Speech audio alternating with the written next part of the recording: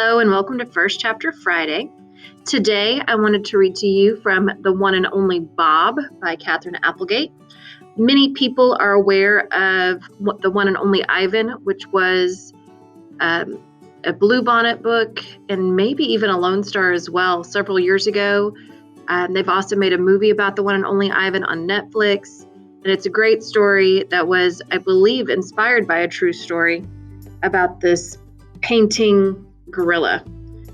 And like I said, super popular story. And this is the second in that series that follows the story of Bob. That was the little dog that would sneak in and hang out with Ivan. And at the end of the first book, Ivan was successful in getting the little elephant Ruby rehomed, and himself as well, as it turned out, to this big nature reserve.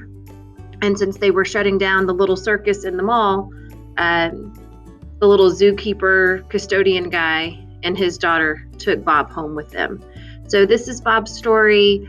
He was one of my favorite side characters in the original because he's super spunky, and he just tends to find himself on adventures, whether he's looking for them or not. So this was a lovely, fun, sweet book, and I hope you enjoy. 1. Confession. Look, nobody's ever accused me of being a good dog. I bark at empty air, I eat cat litter, I roll in garbage to enhance my aroma. I harass innocent squirrels, I hog the couch. I lick myself in the presence of company. I'm no saint, okay? And while I'm at it, I may or may not have eaten a pepperoni pizza with anchovies when nobody was looking. Also, I may or may not have eaten a coconut vanilla birthday cake when nobody was looking. Also, I may or may not have eaten a Thanksgiving turkey, except for the stuffing, way too much rosemary, when nobody was looking.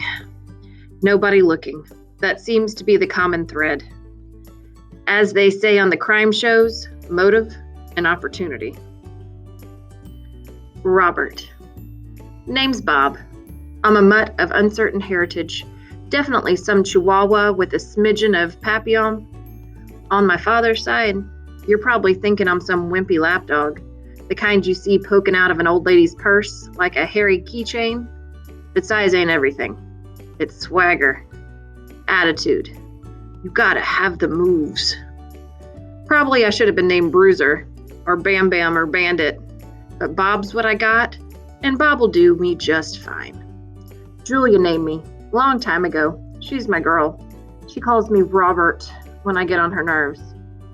Happens pretty often, to be honest. Numero uno. There's an old saying about us dogs. It goes like this. It's no coincidence that man's best friend can't talk. Let me tell you something. If we could talk to people, they'd get an earful.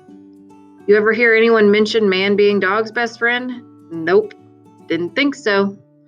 Way I've always figured it, end of the day, you gotta be your own best friend. Look out for numero uno.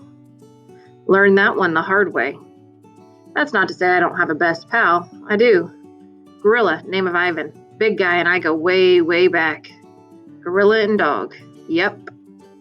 I know. You don't see that every day. Long story. But I love that big ol' ape.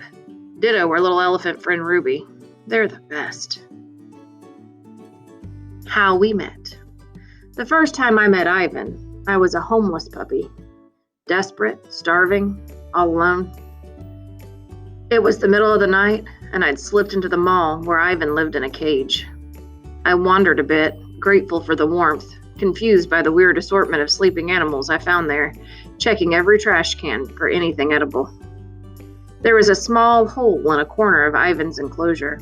He was fast asleep, cuddled up with a worn, stuffed animal that looked like a wary gorilla. He was snoring, and man, that guy snored like a pro. In his open palm was a chunk of banana. And I still get shivers when I think about this. I ate it right out of his hand. Guy could have squeezed his fingers shut and I would have been popped like a puppy balloon. But he just kept on sleeping. And then, more shivers. I'm either a maniac or the bravest dog on the planet, probably a little bit of both.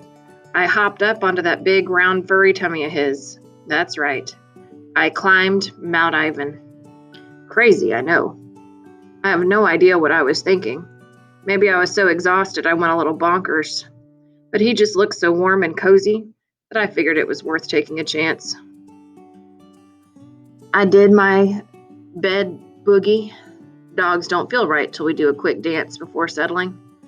Once I had things just so, I lay down in a little puppy lump and rode the waves on that tummy like a puny boat on a great brown sea.